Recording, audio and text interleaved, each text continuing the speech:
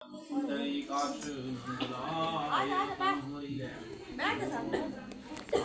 जाओ, बैठ जाओ, इधर बैठो।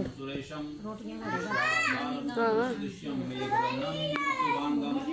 लक्ष्मीकान्तं कमलनयनं योगिविज्ञानगम्यं वन्दे विष्णुभवैहरणं सर्वलोकैकनाथं। हरिः ओम विष्णुवे नमः। ओम विष्णुवे नमः। ओए चुप रहो।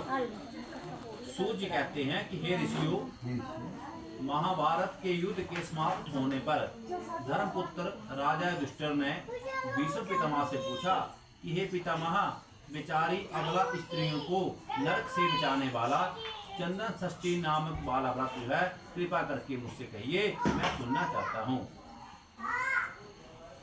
तो भीष्म जी कहने लगे कि एक समय श्री विष्णु भगवान के प्रिय नारद ऋषि अनेक लोकों में भ्रमण करते हुए ब्रह्मलोक में जहाँ पहुँचे, नारद जी ने ब्रह्मा जी के दर्शन करके बड़े आदर पूर्वक उनको नमस्कार किया और उनसे पूछने लगे कि हे ब्राह्मण, धर्म से मनुष्य का उत्तम कुल में जन्म होता है, कोई ऐसा फलदायक व्रत कहिए जो स्त्रियों को नरक से बचाने वाला है, सुख सौभाग्यों को देने वाला है, मुक्ति तथा मुक्ति का प्रदाता पुण्य व्रत कहिए।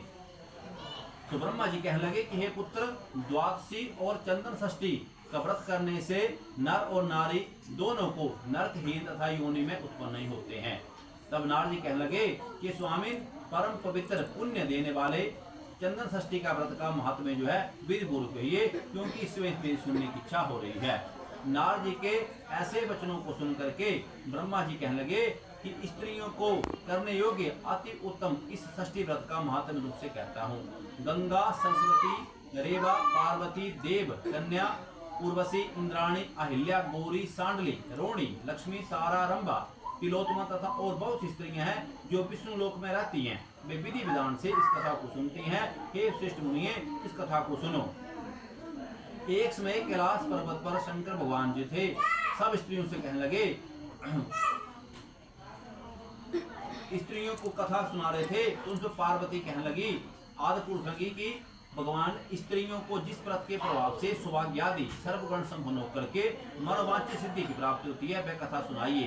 तब महादेव बोले कि स्त्रियों के लिए उत्तम व्रत का महत्व मैं तुमसे कहता हूँ। भाद्रपद मास की कृष्ण पक्ष की षष्ठी तिथि है। हे प्रिय, स्त्रियों को उचित मन को विषयों से रोके बरवारणी इस व्रत को महत्व कथा सुनो।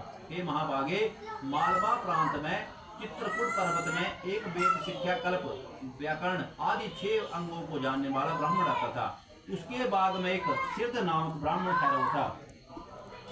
उस पवित्र षष्ठी तिथि में जब भाद्रपद की कृष्ण पक्ष की षष्ठी आई तो सुंदरी पितृप्रिय प्रसाद उपस्थित हो गया।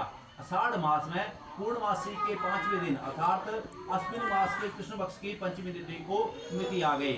उससे धर्म नामक बाल्य ब्राह्मण ने क्या किया कि बहुत सारे ब्राह्मणों को, ऋषियों को अपने घर में आमंत्रित किया और भोजन करने के लिए बुलाने लगा।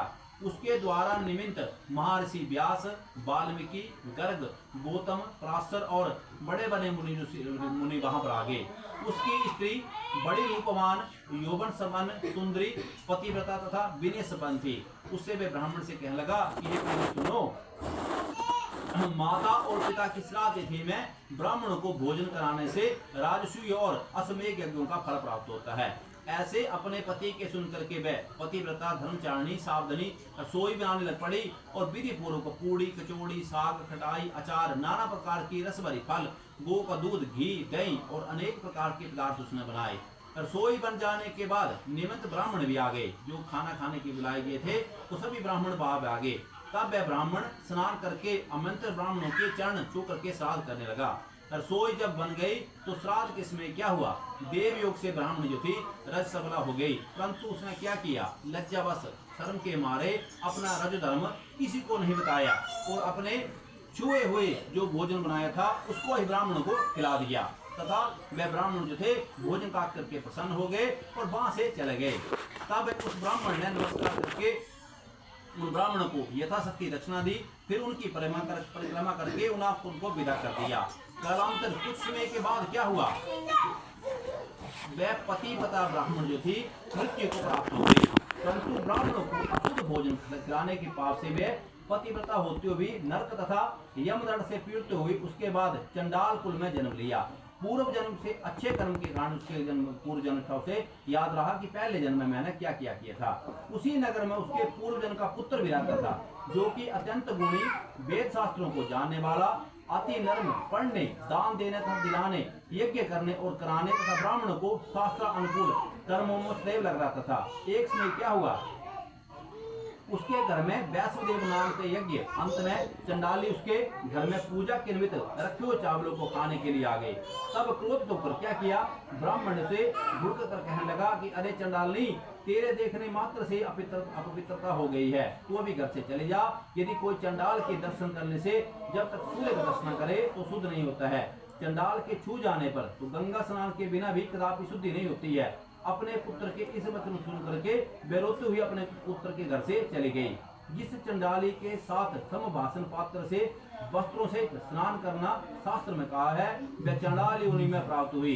उसकी माता से उस ब्राह्मण को अपना स्वरूप स्वप्न में दिखाई दिया। कहने लगी कि हे पुत्र, तुम सोते हो, ये जाग रहे हो, भयानक नरक की पीड़ा में उत्पन्न थी। ये सुनकर के उसके पूर्व जन्म का पुत्र कहने लगा कि हे माता, किस पाप के कर्म से तुम चंडाल योनि में प्राप्त हुई हो?